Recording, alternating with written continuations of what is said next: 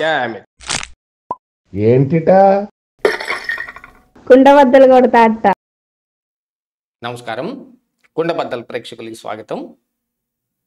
జగన్మోహన్ రెడ్డి ప్రతిపక్ష హోదా ఇవ్వకుండా అసెంబ్లీకి రాను అని మంకి పట్టు కూర్చొని అన్ని కోట్ల చుట్టూతా తిరగటం మొదలుపెట్టాడు.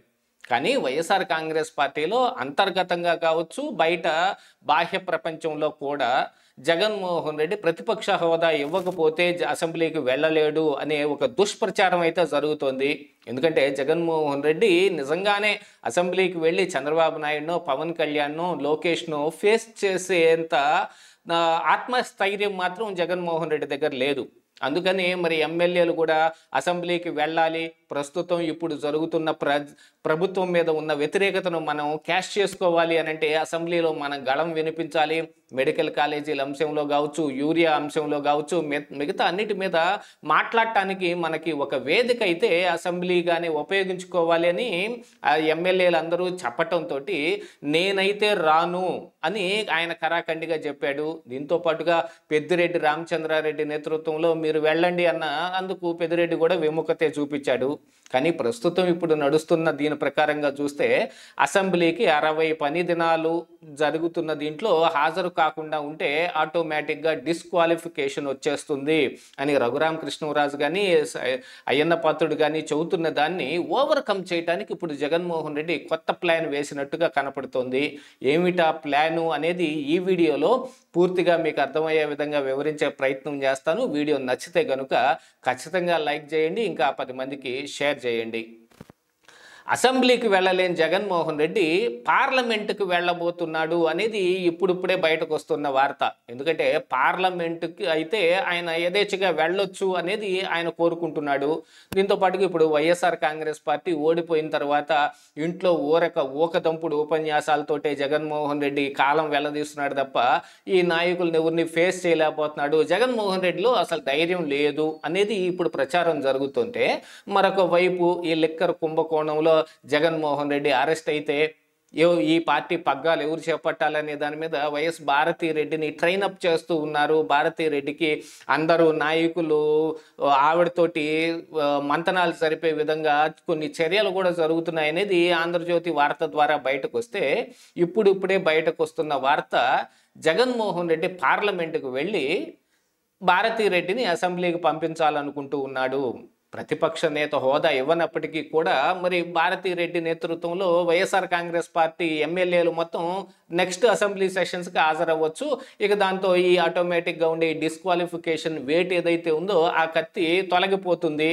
దీంతో జగన్మోహన్ రెడ్డి కూడా అసెంబ్లీకి వెళ్లకుండా పార్లమెంటుకు వెళ్ళాడు అని అంటే అక్కడికి ఆయనకు కావలసిన ఒక మంచి పార్టీ నేతృత్వంలోనే ఇప్పుడు పార్లమెంటు కూడా నడుస్తుంది. దీంతో పాటుగా అక్కడ ఒకవేళ పార్లమెంటుకు వెళ్ళకపోయినప్పటికీ కూడా అక్కడ ఈ డిస్క్వాలిఫికేషన్ అనే దాని మీద కానీ ఇలాగ 60 పని దినాలు అనే దాని మీద కానీ అక్కడ పెద్దగా ఈ తెరపైకి వచ్చే అవకాశం కూడా ఏం లేదు. కావాలంటే జగన్మోహన్ రెడ్డి పార్లమెంట్కి అటెండ్ అయ్యి అక్కడ మైక్ తీసుకొని మాట్లాడొచ్చు. ఆంధ్రప్రదేశ్ రాష్ట్రం గురించి ఆయన అనుకున్న ధోరణిలో ఆయన వివరించే అవకాశం ఉంటుంది.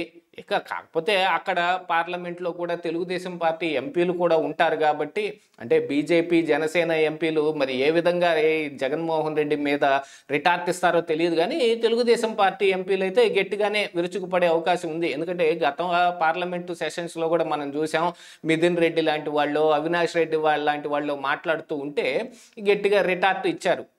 కానీ అక్కడ పార్లమెంటులో ఇక్కడ నడిచే విధంగా ఇక్కడ అసెంబ్లీలో లాగా ఉండదు అనేది జగన్మోహన్ రెడ్డి యోచిస్తున్నట్టుగాను కడప ఎంపీ సీటుని ఇప్పుడు అవినాష్ రెడ్డి ఖాళీ చేస్తే ఆ కడప ఎంపీసీగా జగన్మోహన్ రెడ్డి పార్లమెంటుకు వెళ్ళటానికి, అదేవిధంగా ఈయన పులివెందుల ఎమ్మెల్యే సీట్ని ఖాళీ చేస్తే అక్కడి నుంచి భారతీరెడ్డిని అసెంబ్లీకి పంపించుకోవడానికి వీలుగా ఒక ప్రణాళిక సిద్ధం చేస్తున్నట్టుగా కనపడుతోంది. ఎందుకంటే జగన్మోహన్ రెడ్డి ఇక్కడ అసెంబ్లీకి వెళ్ళకపోయినా అక్కడ పార్లమెంటుకు వెళ్తున్నాడు కాబట్టి మేమేం భయపడటం లేదు, జగన్మోహన్ రెడ్డికి భయం అనేది ఏం తెలియదు అని ఇక్కడ మరి వైఎస్ఆర్ కాంగ్రెస్ పార్టీ క్యాడర్ కావచ్చు, మిగతా నేతలు కావచ్చు చెప్పుకునే అవకాశం ఒకటి ఉంటుంది. దాంతోపాటుగా జగన్మోహన్ రెడ్డి తలుచుకుంటే పైదాకా వెళ్ళగలడు అనే ఒక ప్రచారం కూడా ఇక్కడ నడిపిస్తారు. దీంతో పాటుగా బీజేపీ నాయకులతోటి, అధిష్టానం నాయకులతోటి సఖ్యంగా ఉండే అవకాశం ఇంకా మెరుగ్గా ఉంటుంది. ఎందుకంటే ఈ లిక్కర్ కుంభకోణంలో అరెస్టు ఎప్పుడు ఉంటుంది, ఏ విధంగా ఉంటుంది, ఏది తెలియనప్పటికీ గాను అరెస్ట్ అయ్యే అవకాశాలు వస్తే, అలాంటిది ఒక పరిస్థితి వస్తే గనుక మరి ఎంపీగా ఆయన అరెస్ట్ అయ్యి మరి జైలుకి వెళ్తే మిథున్ రెడ్డికి వచ్చినట్టుగా చాలా ఫెసిలిటీస్ వచ్చే అవకాశాలు ఉంటాయోనో, లేకపోయినా గతంలో కూడా ఆయన ఇదే కడప పార్లమెంటు నుంచి ఎంపీగా ఆ పార్లమెంటుకి వెళ్ళున్నాడు కాబట్టి ఇప్పుడు కూడా వెళ్ళటానికి పెద్దగా ఏముండదు. గతంలో రాజశేఖర్ రెడ్డి కావచ్చు, వివేకానంద రెడ్డి కావచ్చు, జగన్మోహన్ రెడ్డి కావచ్చు, వాళ్ళ కుటుంబం నుంచే ఈ పార్లమెంటుకి ఈ కడప ఎంపీలుగా వెళ్ళారు. ఇక తరువాత అవినాష్ రెడ్డికి ఆ ఎంపీ సీటుని కేటాయించడం మీద వివేకానంద రెడ్డి విభేదించటం మూలాన వచ్చిన ఒక పెద్ద కుదుపుని కూడా ఇప్పుడు సరి చేసుకున్నట్టు అవుతుంది, అవినాష్ రెడ్డిని పక్కన పెట్టినట్టు అవుతుంది అనేది కూడా ఇప్పుడు కొంతమంది యోచిస్తూ ఉన్నారు. ఆ విధంగా సునీతారెడ్డిని కూడా ఊరుకోబెట్టడానికి కొన్ని అవకాశాలు వెతుక్కునే విధంగా కూడా ఇప్పుడు ప్రణాళిక సిద్ధం చేయబడుతుందని కనపడుతోంది. ఏది ఏమైనప్పటికీ జగన్మోహన్ రెడ్డి ఇప్పుడు అసెంబ్లీకి వెళ్లకుండాను కేవలం 11 సీట్లకే పరిమితం అయిపోయి ఆంధ్రప్రదేశ్లో పోగొట్టుకున్న పరువుని నిలబెట్టుకోవాలంటే పార్లమెంటు ఎంపీ సీటు ఖచ్చితంగా మనకు ఉపయోగపడుతుందనే యోచన కూడా ఇప్పుడు వాళ్ళల్లో ఉంది. దీంతో పాటుగా ఇక్కడ ఎమ్మెల్యేలు సైతం ఇప్పుడు అసెంబ్లీకి వెళ్లకుండానో, ఎటువంటి విధంగా బయట కూడా మాట్లాడకుండానో, ఇప్పుడు బయటకు పేర్ని నానియో అంబటి రాంబాబు మాట్లాడుతున్నా వాళ్ళ మాటకి విలువిచ్చే వాళ్ళు ఆంధ్రప్రదేశ్ రాష్ట్రంలో లేకుండా పోయారు. కొత్తగా ఇప్పుడు భారతిరెడ్డి వచ్చి ఏదైనా ఒక ప్రెస్ మీట్ పెట్టో లేకపోతే అసెంబ్లీలోనో మాట్లాడితే ఇప్పుడు కొత్త ఉత్తేజం ఒకటి వచ్చే అవకాశం ఉంటుందనే కదా ఇప్పుడు భారతిరెడ్డిని తెరపైకి తీసుకొచ్చే ప్రయత్నాలు చేస్తున్నారనేది కూడా ఆంధ్రజ్యోతిలో వివరించిన వార్త. ఇక ఈ అసెంబ్లీ సెషన్స్ని మాత్రం ఈ భారతిరెడ్డికి వదిలిపెట్టి ఆవిడ నేతృత్వంలో ఈ మిగతా 10 మంది ఎమ్మెల్యేలు అసెంబ్లీకి వెళ్ళి కొంచెం గళమెత్తే అవకాశం ఉంటుంది. అక్కడ సస్పెండ్ చేసి బయటకు వేసిన ఇదిగో చూడండి, ఒక లేడీ ఎమ్మెల్యే అని కూడా చూడకుండా ఈ విధంగా దుందుడుకుగా ప్రవర్తిస్తూ ఉన్నారు, నేరాన్ని అధికార పార్టీ మీదకి నెట్టడానికి. అదే జగన్మోహన్ రెడ్డి వెళ్ళుంటే ఇంకా ఎక్కువగా అవమానించే వాళ్ళు అనే దాన్ని కూడా ఇప్పుడు ప్రజల్లోకి చూపించడానికి వాళ్ళు చేస్తున్న ప్రయత్నం లాగా ఇది ఒకటి కనపడుతోంది. మరి ఏం జరిగినా ఇప్పుడు మరి అవినాష్ రెడ్డికి అయితే కడప ఎంపీ వదులుకోవాల్సిన పరిస్థితులు వస్తాయా?